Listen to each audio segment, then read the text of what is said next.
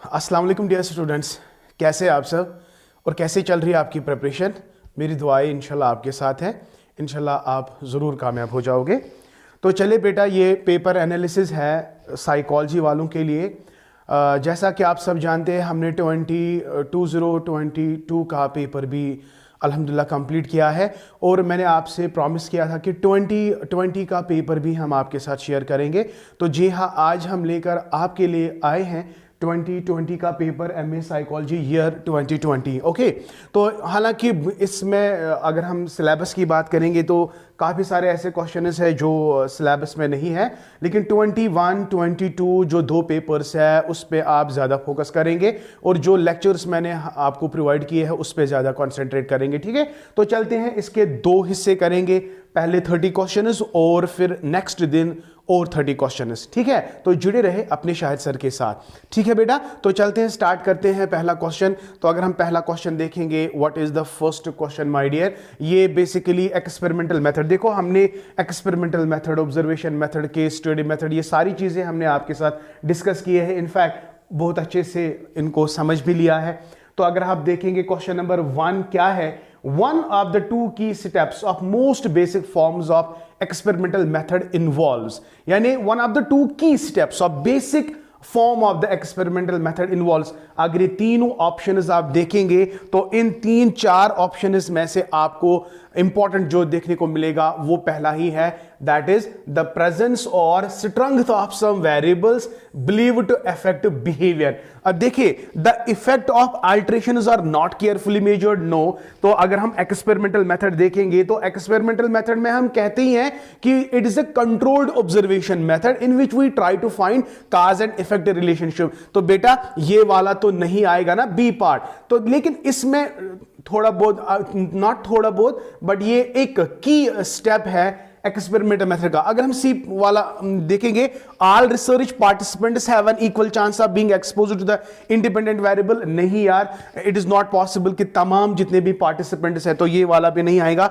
D, variables are measure to determine if they are related in any way, तो ये वाला option भी सही नहीं है। तो आप इस वाले ए ऑप्शन पे थोड़ा फोकस करेंगे, द प्रेजेंस और strength of some variable believe to affect some, not all। okay, तो this is option number first is clear. चलिए बेटा, क्वेश्चन नंबर सेकंड पे आते हैं। थोड़ा बहुत इसको मैं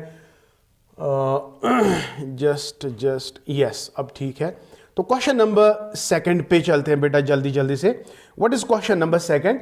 question number second, yes, this is very important, it is again from experimental method. देखिए, नंबर सेकंड पॉइंट जो है, procedure in which the researchers who have contacts with participants do not know the hypothesis, यानी उनको पता नहीं है कि hypothesis जो अंडर इन्वेस्टिगेशन है, इस प्रोसीजर को हम क्या कहते हैं? आंखों पे पट्टी बांधना। आंखों पे पट्टी बांधना, तो इसका मतलब है when you are doing experiment you don't know what hypothesis you don't know the hypothesis that is under investigation, so it is called as blind procedure। तो यहां पे आप देख सकते हैं एक्सपेरिमेंटल इफेक्ट जो है, इसमें आपको पता है हाइपोथेसिस अंडर इन्वेस्टिगेशन क्या होता है, तो इसलिए ये ऑप्शन तो नहीं आएगा। सिस्टमैटिक ऑब्जर्वेशन या कोरिलेशनल रिसर्च, ये देखो भाई, ये जो क्वेश्चन नंबर सेकंड है ना, ये सिंस एक्सपेरिमेंटल मेथड से बिलोंग करता है, तो सिस्टमैटिक ऑब्जर्वेशन तो नहीं आएगा, बिकॉज सिस्टमैटिक ऑब्जर्वेशन ये ऑब्जर्वेशन मेथड का पार्ट है। कोरिलेशन भी नहीं आएगा, तो my dear it is double blind procedure in. अब याद, एक्सपेरिमेंटल इफेक्ट क्या है? in which you manipulate the independent variable, right? तो डबल ब्लाइंड प्रोसीजर में जो रिसर्चर होता है, इसको the researchers who have contact with the participants, they actually do not know the hypothesis under investigation, तो this is what we call a double blind procedure। Question number third पे आते हैं, which of the following perspective focuses on primacy of social process and relatively। तो देखो, अगर आपने जी Vygotsky का concept आपने सुना होगा, ये वाइगॉस्की कंस्ट्रक्टिविस्ट सोशल साइकोलॉजिस्ट था, आई मीन टू से साइकोलॉजिस्ट था। तो देखिए इसमें ये सिंपल है, ये वो कौन सा, ये हमने बार बार पढ़ा है, मैंने सोशो कल्चरल पर्सपेक्टिव भी पढ़ाया, बायोलॉजिकल पर्सपेक्टिव भी पढ़ाया, कॉग्निटिव पर्सपेक्टिव भी सारे पढ़ाए। अगर मैं सोशल एंड कल्चरल की बात करूंगा ना, यहां पे कंस्ट्रक्टिविस्ट आप देखेंगे, यहां पे सोशल एंड रिलेटिविटी ये वाला इंपॉर्टेंट है, primacy of social process and relativity, so it belongs to what we called as constructivistic approach. So it is Jean पियाजे के बाद ली वाइगोस्की का कॉन्सेप्ट है जो कंस्ट्रक्टिविस्ट में आता है। ठीक है, आप बोलोगे सर सोशो कल्चरल पर्सपेक्टिव क्यों नहीं आएगा? बिकॉज यहां पे आपको ये सोशल प्रोसेसेस एंड रिलेटिविटी, तो ये वाला आपने इसमें ऐड करना है। ठीक है, तो this is what we called as question number 3 का क्वेश्चन नंबर 3 का डी ऑप्शन सही है। ओके, चलिए क्वेश्चन नंबर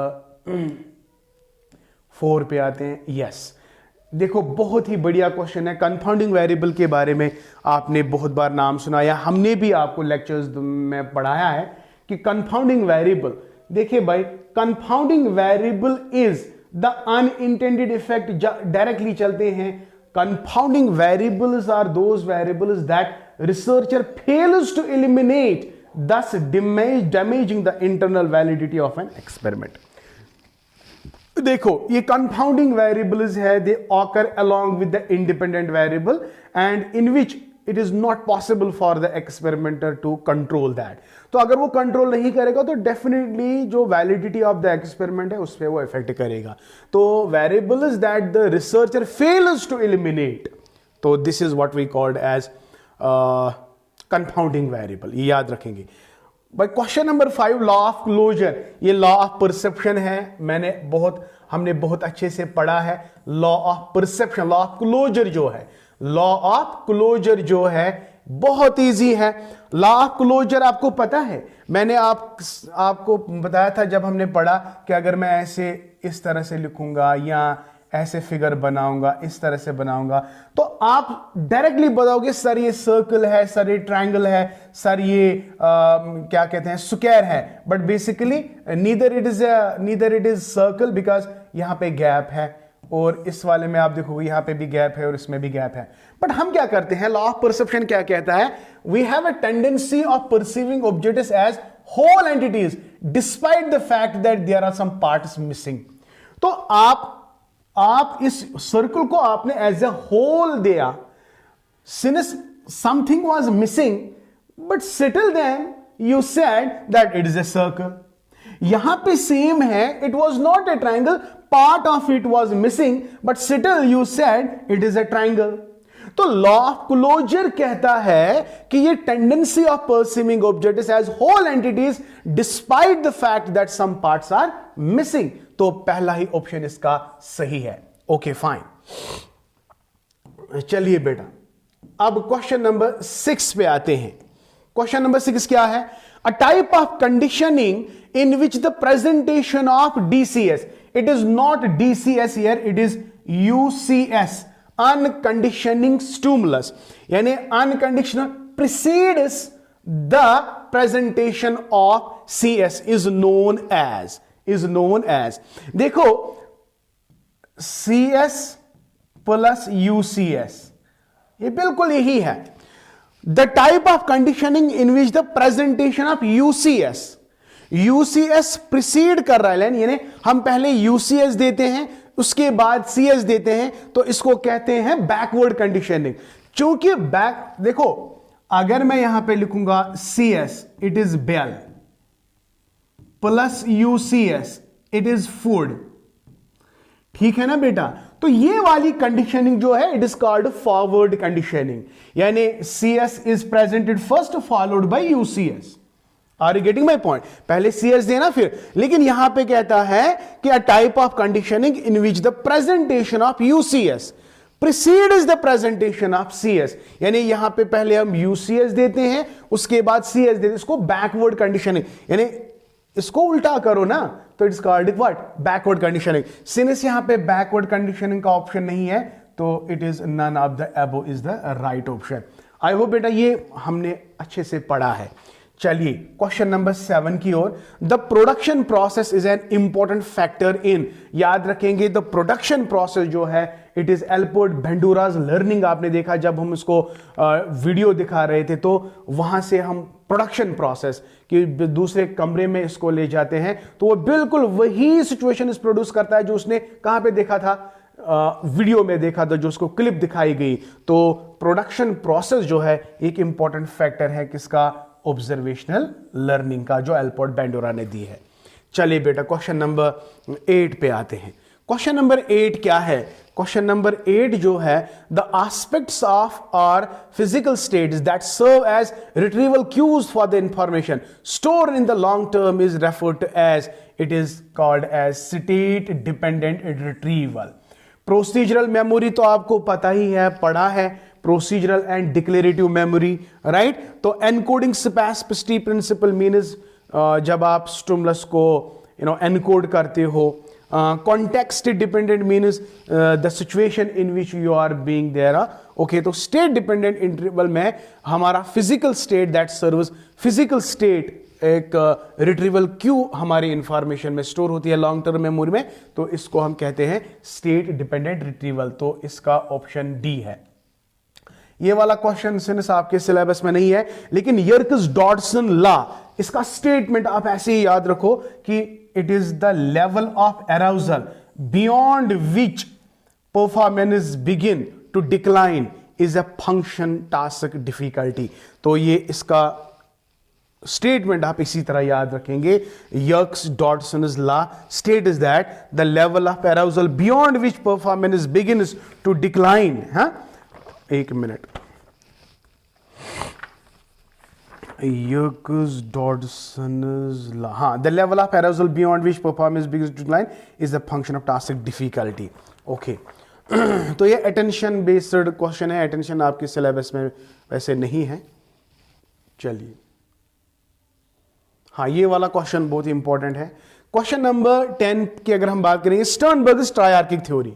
स्टर्नबर्ग्स ट्राइआर्किक थ्योरी में मैंने आपको कहा कि इट इज अ ट्राइआर्किक, ये 3 components are there. One is analytical component, another is what we called as experiential component, and third is contextual. तो देखते हैं, Sternberg's triarchic theory of intelligence proposes Dirac as the basic type of it. ये 3 है, लेकिन क्या क्या है वो?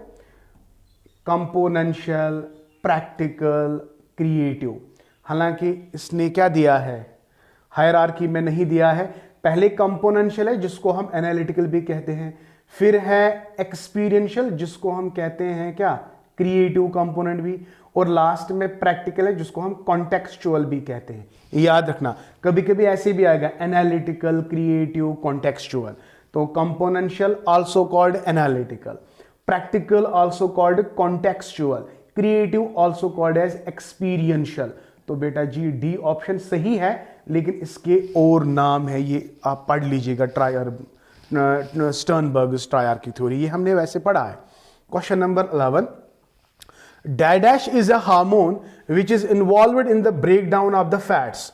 तो cholecystokinin, cholecystokinin is a hormone which is involved in the breakdown of fats.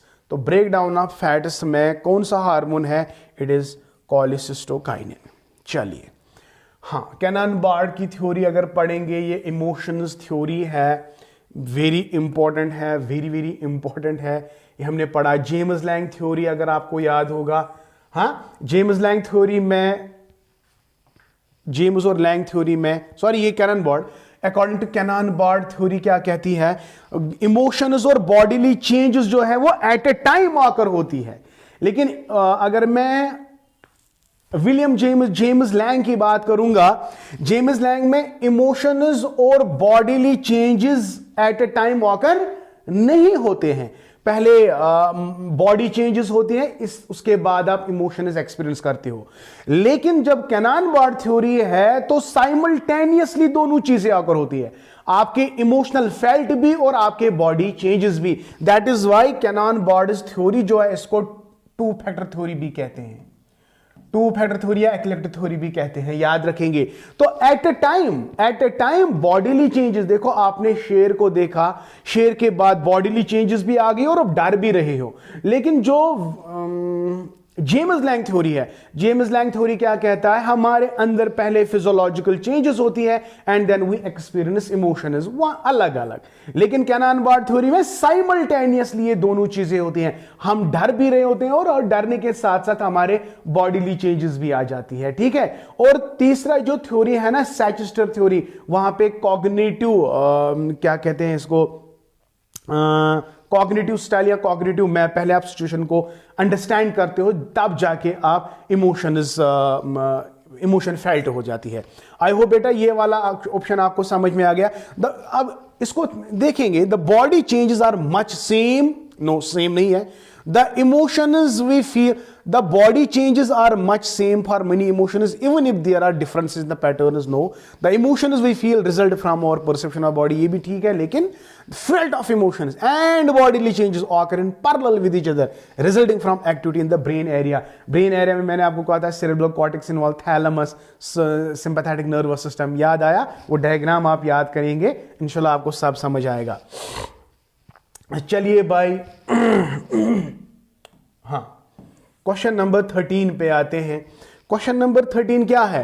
Question number 13 क्या है बेटा? 13 वाला क्वेश्चन क्या है? Libido is Holi intrapsychic, it attaches itself to the mental representation of the objects satisfying instinctual needs. This process is called as, देखो, libido is wholly intrapsychic. Yes, it is present in the unconscious part of the mind. It attaches itself to the mental representation of objects satisfying instinctual needs. This is called as cathexis. लेकिन बेटा जब ये emotional paint out हो जाएंगे, बाहर आ जाएंगे, it is called catharsis. Cathexis means it is the libido which is intrapsychic and it is attached with the mental representation. That is cathexis. लेकिन catharsis का मतलब है अगर ये इमोशंस जो भी अंदर भरा पड़ा हुआ है अगर वो बाहर आ जाएगा, so pent out of emotions, that is called catharsis. Okay, number 14 पे आते हैं। इंट्रोजेक्शन जो है, it is unconsciously incorporating someone else's values into one's personality. तो इंट्रो विद इन, ये आपको खुद ही समझ आएगा जब आप वर्ड इंट्रो पढ़ोगे, अनकॉन्शियसली इनकॉर्पोरेटिंग समवन। ओके, तो ये 14 का क्वेश्चन है। 14 यस, ये वाला क्वेश्चन देखिएगे। पर्सनैलिटी में हमने पढ़ा कि NEOPIR was developed by, NEO and PR was developed by, just a second, cytokinin, हाँ ये बेसिकली ओशन मॉडल से है, OCEAN, ओशन मॉडल। तो जल्दी से बताओ ओशन मॉडल किसने दिया है? मैकियर एंड कोस्टा ने, है कहीं पे? Yes, it is McCrae and Costa. तो it is related with this any, basically जो it is personality inventory revision, NEOPIR, personality inventory revision, तो ये इन दोनों ने दिया था, ठीक है। चलिए क्वेश्चन नंबर 16 पे आते हैं। Which of the following is not a projective test? देखो, word association test, okay, Rorschach ink ये भी है, थीमेटिक ये भी है, सेंटेंस ये भी है, तो कौन नहीं है भाई? वर्ड एसोसिएशन नहीं है। Word association test is not a projective technique, बाकी यमजन त्रेच ये प्रोजेक्टिव टेक्निक्स है। चलिए क्वेश्चन नंबर 17 पे आते हैं। 17 पे आते हैं बेटा। anyone who either cannot relate to the common life and therefore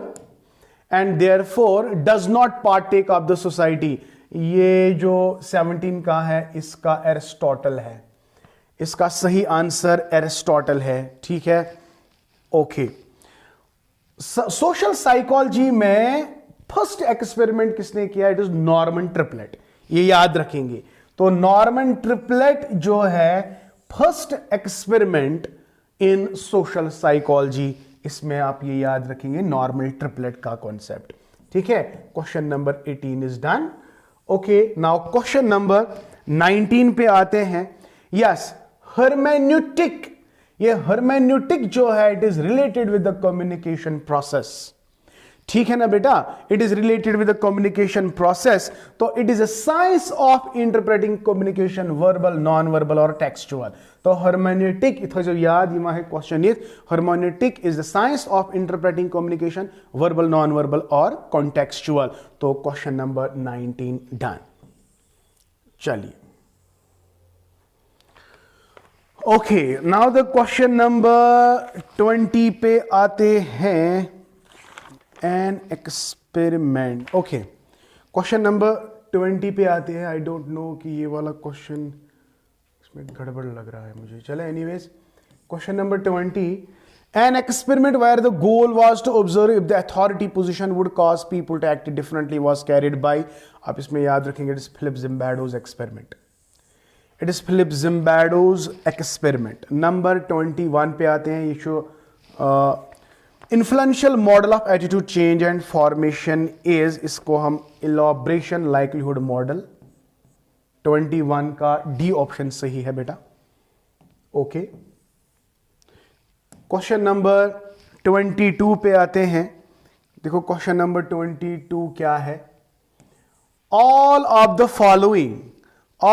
following are dimensions of Kelley's attribution theory. Kelley's attribution theory हमने पढ़ा, कॉन्सेंसस भी है इसमें, कॉन्स्टेंसी वाला पार्ट नहीं है।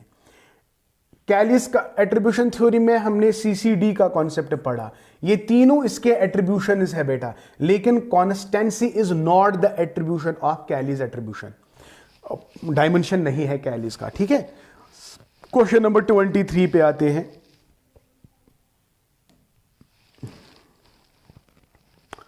हाँ, dissonance can be described as state of motivation state B or state of arousal B, तो it is option C, that is right answer। Number 24 पे आते हैं बेटा। 24 क्या है, according to Jones and Davis correspondent theory. अगर ये question, हाँ देखिए, according to Jones and Davis correspondent inference theory, we find person's action to be most informative about the variant distribution। तो इसमें अगर हम दोनों चीजें पढ़ेंगे, इसमें the action is judged to be intentional। इसके दो स्टेटमेंट से बेटा, अगर हम जोन्स एंड डेविस की कॉरेस्पॉन्डेंट इंटरफेरेंस थ्योरी पढ़ेंगे तो इसमें हम देखेंगे the action is judged to be intentional and the action seems to be caused by consistent goal। तो ये दोनों स्टेटमेंट सही है। पहला ऑप्शन अगर आप देखेंगे, the action depends on person situation, no, it depends upon the judgement, it depends upon the cause of a consistent goal. तो ये दो स्टेटमेंट सही है according to which theory, according to Jones and Davis correspondent interference theory. तो इसमें both and B सही है। Question number 25 पे आते हैं। अच्छा, the reinforcement effect model predicts that, reinforcement आपको पता ही है, द प्रेजेंटेशन और withdrawal of which we increase the livelihood of response. The confident is likely more in the gain condition, no, एक गेन कंडीशन खाली नहीं है। देखिए भाई, ऑप्शन ए क्या है, the confederate is liked more in the gain condition. Number second, people will be attracted to someone whom they associate with good feeling. Liking someone while disagreeing with the person is psychologically uncomfortable. देखो, uncomfortable reinforcement कभी नहीं आएगा, losing condition नहीं आएगा। तो reinforcement एक happy concept है। ठीक है, मैं आपको ऐसे समझाऊंगा। तो यहां पे आप देख लीजिएगा, ऑप्शन बी बहुत ही क्लियर आंसर है कि people will be attracted to someone whom they associate with a good feeling. ठीक है ना बेटा, तो ये वाला ऑप्शन बी सही है। चलिए, हाँ, volunteer process model was given by, it is Omoto and Snyder. Yes, Omoto and Snyder ने वॉलंटियर प्रोसेस मॉडल दिया। यहां आप बहुत, मैंने आपको कहा था ना कि बहुत सारे क्वेश्चन जो है जो हमारे सिलेबस में नहीं है। देखिए, क्वेश्चन नंबर 27 पे आते हैं। हाँ, question number 27। Question number 27 belongs to what we called as pro social behaviour, जो अल्ट्रिज्म जो हमने बहुत अच्छे से पढ़ा। तो इसमें एक कॉन्सेप्ट है जो रिपेरेटिव अल्ट्रिज्म। देखो मैंने जवाब वही से दिया। Dash is the form of pro-social behavior in which individual tries to reduce guilt and compensate for the harm, although the effect isn't. Altruism आएगा इसमें यार, तो it is altruism। आप याद देखो, it is reparative altruism, pro-social behavior। तो pro-social behavior में जो reparative altruism है, it is the form of pro-social behavior in which individual tries to reduce guilt and compensate for the harm, although the effect is not always direct at the person who has harmed। compensate करना, ठीक है। Question number 28 की अगर हम बात करेंगे, aggressive energy held in check by inhibiting forces must be eventually discharged। Freud referred to such discharge यानी जो पेंट आउट ऑफ इमोशंस, अभी मैंने कहा जो वहां पे लिबिडल एनर्जी को कैथैक्सिस कहा, तो यहां पे क्या आएगा, it is catharsis. Very good, I hope बेटा आपको समझ आ गया, ये वाला क्वेश्चन समझ आ गया। Very good. तो चलते हैं 29 की ओर। 29 क्वेश्चन क्या है हमारा? 29 क्वेश्चन जो है, कंस्ट्रक्टिव कॉन्फ्लिक्ट रेजोल्यूशन ऑकर्स। अगर हमें कंस्ट्रक्टिव कॉन्फ्लिक्ट रिजॉल्व करना है तो हम क्या करेंगे? When reciprocal communication is designed to reach aggregated situation in which someone interest are shared and someone are in oppose. अगर कोई अपोज कर रहा है, कोई शेयर कर रहा है, तो ये वाला कभी नहीं आएगा, रिजॉल्व नहीं हो पाएगा। When mutual compromise which and concessions are made to carve up a fixed size pie, when two parties cooperate and find a mutually acceptable alternative to their incomplete goals, ये भी नहीं आएगा, तो इसमें incomplete, हाँ, when two parties are, देखो when two parties cooperate and find mutually acceptable, भाई ये बहुत इंपॉर्टेंट है। यहां पे सी ऑप्शन सही है कि अगर दोनों पार्टीज कोऑपरेट करेंगे और म्यूचुअली एक्सेप्टेबल अल्टरनेटिव्स ढूंढेंगे जो उनके अनकंप्लीट गोल्स है, तो इससे कंस्ट्रक्टिव कॉन्फ्लिक्ट रिजॉल्व हो सकता है। तो क्वेश्चन नंबर सी 29 का सी ऑप्शन बिल्कुल सही है। ठीक। डी ऑप्शन क्या है? When one party gains and other loses, ये तो कभी नहीं आएगा। चलिए 30 क्वेश्चन की ओर आते हैं। क्वेश्चन नंबर 30 क्या है? Fiddler proposed. देखो फिडलर जो है, इसने कौन सी थ्योरी ऑफ लीडरशिप प्रपोज की है? इसने कंटिंजेंट थ्योरी प्रपोज की है। तो these are my dear 30 questions and इंशाल्लाह tomorrow I will be taking next 30 questions. Till then goodbye, और मेहनत ज़्यादा करो, ज़्यादा मेहनत करो। अभी आपके पास 5-10 दिन हैं, इन 10 दिन में आप पूरा रिवाइज करो। My best wishes are always you. Thank you, may अल्लाह bless you and keep always learning.